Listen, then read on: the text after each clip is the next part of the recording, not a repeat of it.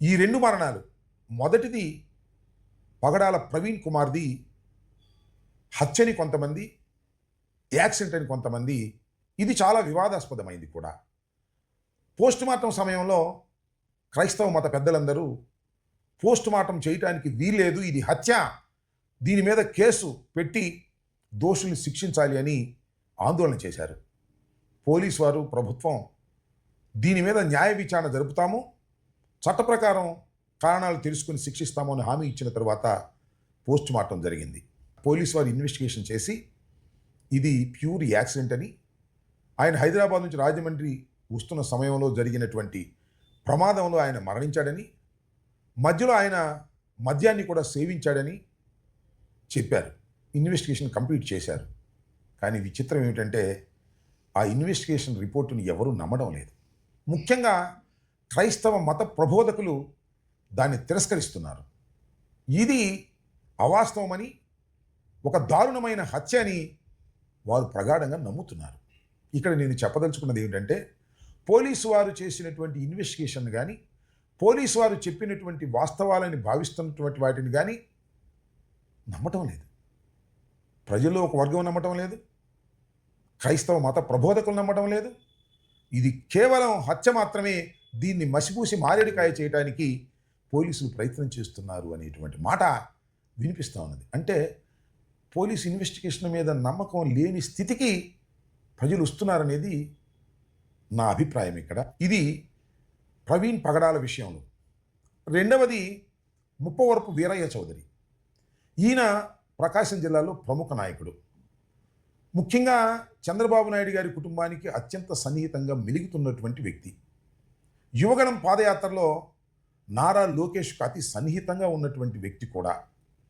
అలాంటి వ్యక్తిని పట్టపొగలని చెప్పలేను, కానీ 7:30 అంటే వేసవికాలంలో పట్టపొగలు కింద లెక్క. పట్టపగలు వారి ఇంటి పై మీద ఉన్నటువంటి ఆఫీసులో అతి దారుణంగా చంపేశారు. 53 గాయాలు అయ్యాయని చెప్పారు. దారుణంగా ఈ హత్య జరగడానికి కారణాలు ఏమిటి అంటే ఆర్థిక లావాదేవీలు తప్ప మరొకటి కాదు. దీనిలో చంద్రబాబు నాయుడు గారు కూడా వెళ్ళారు, హోంమంత్రి గారు వెళ్ళారు. పైగా ఇక్కడ ఇంకొక విషయాన్ని మనం గమనించవలసిన అంశం ఏమిటంటే, ఈయన ప్రకాశం జిల్లాలో ఈదర హరిబాబు గారని మాజీ జిల్లా పరిషత్ చైర్మన్గా ఉన్నారు. ఆయన మేనలుడు, చాలా యాక్టివ్గా తెలుగుదేశం పార్టీలో ఉండేటటువంటి వ్యక్తి. నేను ఇక్కడ చెప్పాలనుకున్నది ఏంటంటే, తెలుగుదేశం పార్టీ అధికారంలో ఉంది, చాలా బలంగా కూడా ఉంది.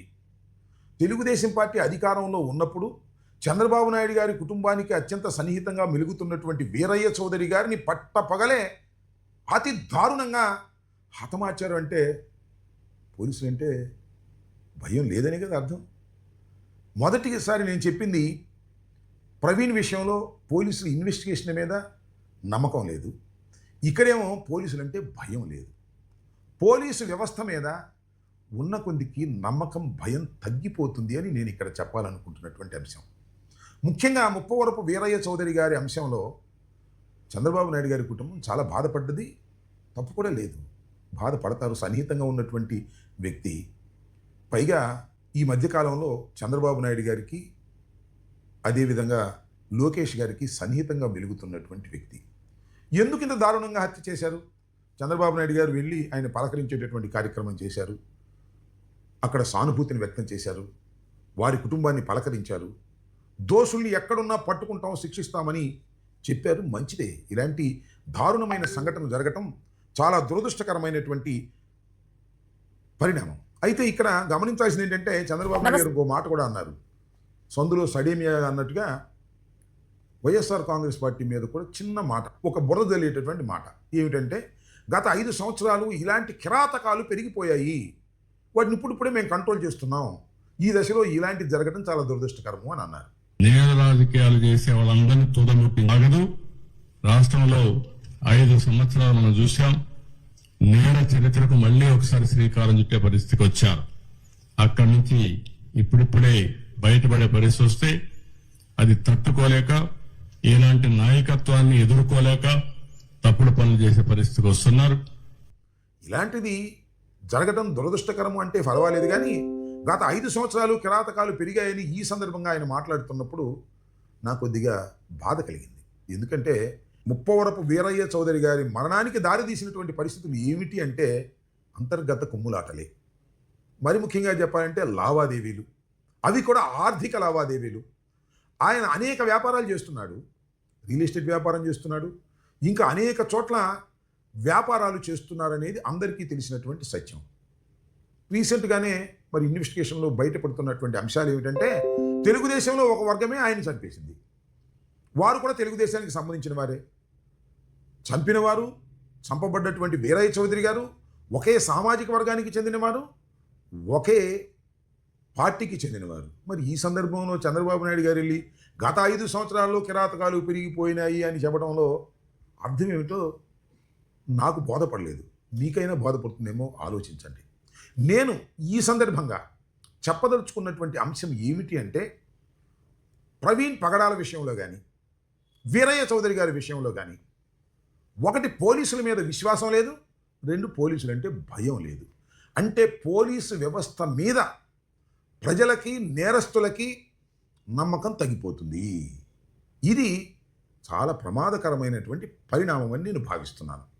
అందువల్లే కొన్ని విషయాలు మీతో చెప్పాలని, ముఖ్యంగా విఘ్నులైనటువంటి ప్రజలకు, విఘ్నులైనటువంటి ఐపీఎస్ ఆఫీసర్లకి, విఘ్నులైనటువంటి న్యాయ వ్యవస్థకి కూడా నేను చెప్పదలుచుకున్న అంశం ఏమిటంటే పోలీసు వ్యవస్థ మీద నమ్మకం పోయినప్పుడు, భయం పోయినప్పుడు ఆ సమాజం అరాచకానికి గురవుతుందనే విషయాన్ని మనం గమనించాలి. ఎందుకు పోలీసు వ్యవస్థ మీద ఇంత నమ్మకం పోతుంది అంటే నేను చెప్పదలుచుకున్నది ఒకటే. పోలీసు వ్యవస్థని ఎలా ఉపయోగించాలో ప్రభుత్వం అలా ఉపయోగించడం లేదు. లా అండ్ ఆర్డర్ మీద దృష్టి పెట్టడం లేదు. నేరస్తుల్ని గమనించి నేరస్తుల్ని పట్టుకునే కార్యక్రమం చేయటం లేదు. వీరయ్య చౌదరి గారి హత్యలో కిరాయి హంతకులు పాల్గొన్నారని చెబుతున్నారు. మరి కిరాయి హంతకులు అందరికీ తెలిసిన వాళ్లే కదా. పోలీసు వ్యవస్థకి ఎందుకు కట్టడి చేయలేకపోయారు అంటే వారు చాలా బిజీగా ఉన్నారు. పోలీసు వ్యవస్థ అంతా కూడా దేని మీద బిజీగా ఉన్నారు అంటే వైఎస్ఆర్ కాంగ్రెస్ పార్టీ నాయకులను జైల్లో పెట్టేదానికి బిజీగా ఉన్నారు. YSR Congress party social media కార్యకర్తల్ని లోపల పెట్టేందుకు బిజీగా ఉన్నారు. తెలుగుదేశం మాటలు విని పైనుంచి కింద స్థాయి వరకు రాజకీయ కక్షను ఉపయోగించుకోవడం కోసం పోలీసులు ఆయుధంగా ఉపయోగపడుతున్నారు. అందువల్ల పోలీసులు దృష్టి పెట్టలేకపోతున్నారు లా అండ్ ఆర్డర్ మీద అనేది నా అభిప్రాయం. ఎన్ని అరెస్ట్ అండి? చంద్రబాబు నాయుడు గారు అధికారంలోకి వచ్చిన తర్వాత ఎంతమందిని అరెస్ట్ చేస్తున్నారండి? చిన్న కేసుల్లో కూడా రోజుల తరబడి జైల్లో పెట్టేటటువంటి కార్యక్రమాలు చేస్తున్నారు. చిన్న కేసుల్లో కూడా పోలీస్ ఇన్వెస్టిగేషన్కు పిటిషన్లు వేస్తున్నారు. చిన్న కేసులకు కూడా అతి కాస్ట్లీ అయిన లోధ్రా లాంటి న్యాయవాదిని ఢిల్లీ నుంచి తీసుకొస్తున్నారు.